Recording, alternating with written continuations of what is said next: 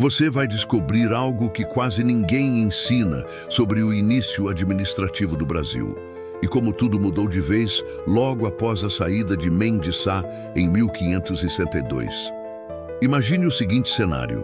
Você é escolhido por um rei europeu para governar uma terra distante, cheia de desafios, com povos que falam outras línguas, estrangeiros tentando invadir e uma natureza imensa que parece impossível de controlar.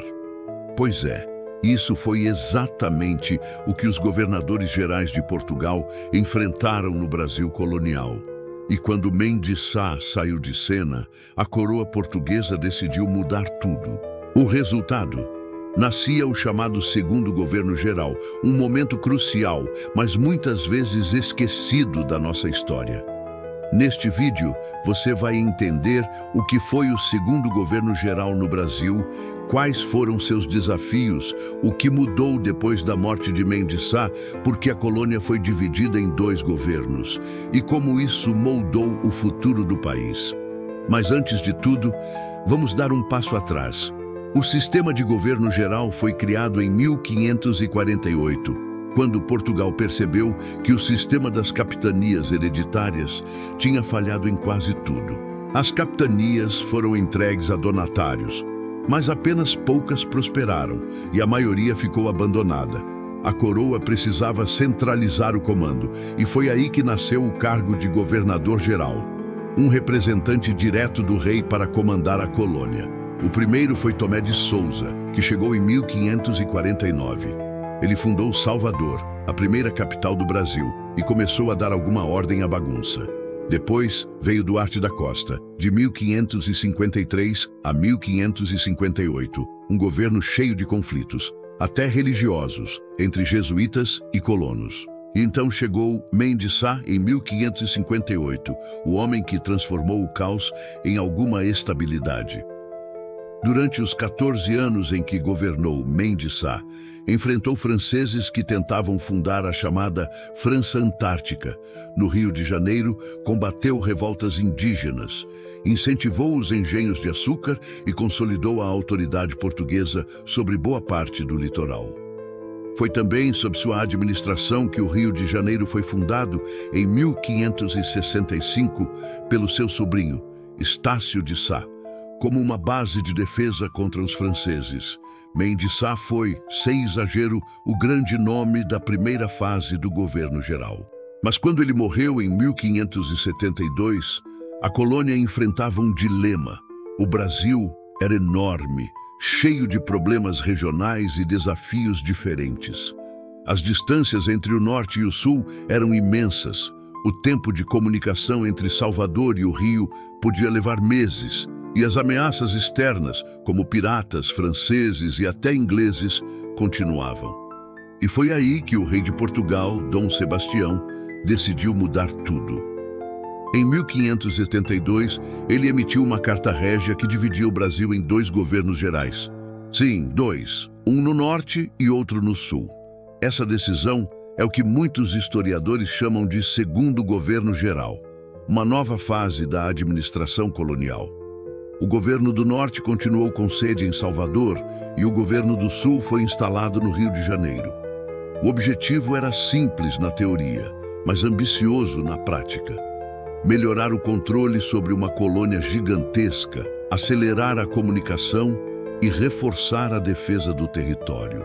No norte, o comando ficou com Luís de Brito e Almeida, que tinha a missão de continuar a administração das capitanias do Nordeste e manter a produção de açúcar em crescimento. Já no Sul, a função era garantir a segurança da região contra invasores estrangeiros e consolidar a ocupação do território. Mas por que o rei resolveu dividir o Brasil?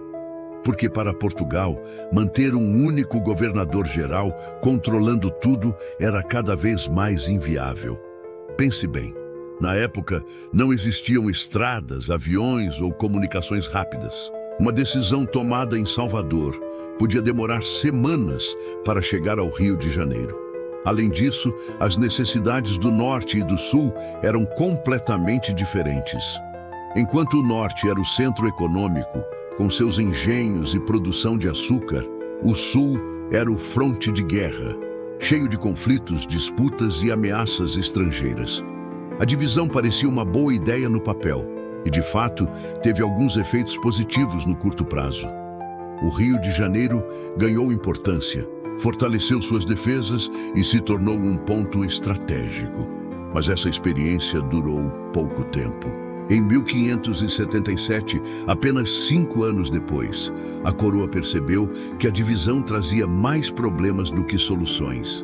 A comunicação entre os dois governos era confusa, as decisões se sobrepunham, havia disputas de autoridade e, o pior de tudo, os gastos dobraram. Era caro demais manter 2 governos separados. Resultado: o rei decidiu reunificar o comando novamente. Assim, o Brasil voltou a ter apenas um governador-geral, encerrando a experiência do segundo governo-geral. Mas, ainda que tenha durado pouco, essa fase deixou marcas profundas na história do Brasil colonial. Ela mostrou que a coroa portuguesa estava disposta a testar novas formas de administração, a adaptar-se aos desafios da colônia e a dar mais protagonismo ao Rio de Janeiro, que, aliás, séculos depois, se tornaria a capital do próprio império. O segundo governo-geral também revela uma lição sobre a colonização portuguesa. Ela nunca foi linear. Foi feita de tentativas, erros e ajustes. Portugal estava aprendendo a governar um território continental, lidando com distâncias, povos diferentes e desafios que nenhuma outra colônia enfrentava na época. Se a gente olhar de perto, o segundo governo-geral é quase um espelho do que o Brasil é até hoje. Um país enorme, cheio de diferenças regionais, com centros de poder que às vezes se chocam e um Estado que tenta, de tempos em tempos, encontrar um equilíbrio.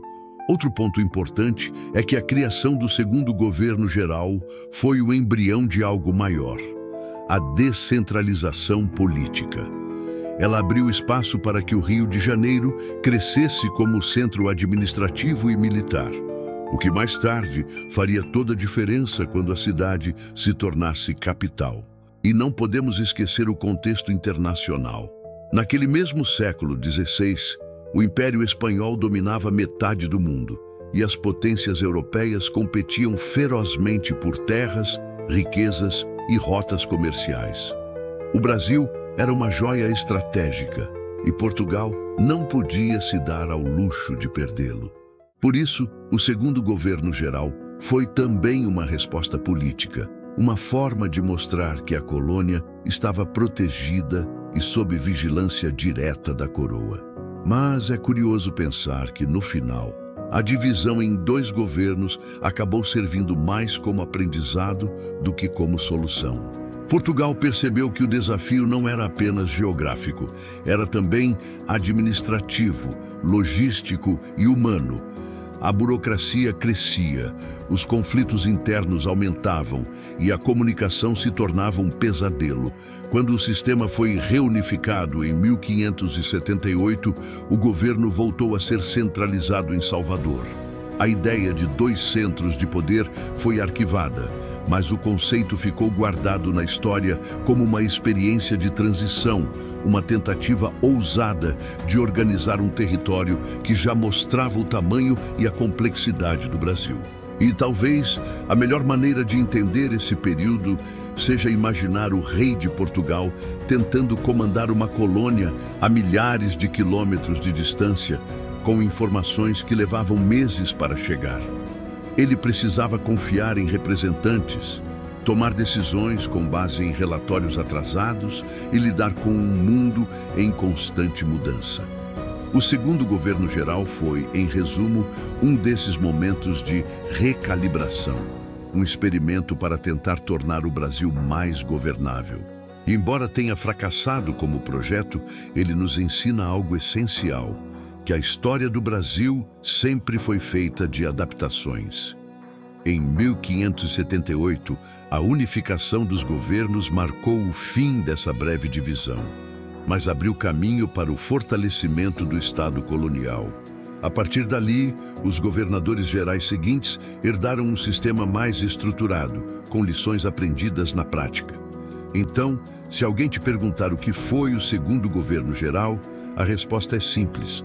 Foi o período entre 1572 e 1578, quando o Brasil colonial foi administrado por dois governos simultâneos, um no norte, outro no sul, numa tentativa de tornar a colônia mais eficiente e segura após a morte de Mendes Sá. Uma tentativa que durou pouco, mas que deixou um legado importante na história da formação do Brasil. E sabe o mais curioso? Mesmo com idas e vindas, o que começou ali, a tentativa de descentralizar o poder, ecoa até hoje. Basta olhar como o país continua buscando equilíbrio entre regiões, capitais e centros de decisão. A história pode parecer distante, mas o segundo governo geral é um lembrete poderoso de que o Brasil sempre foi um desafio de governar. E essa tentativa, lá em 1572, foi um dos primeiros capítulos dessa longa história.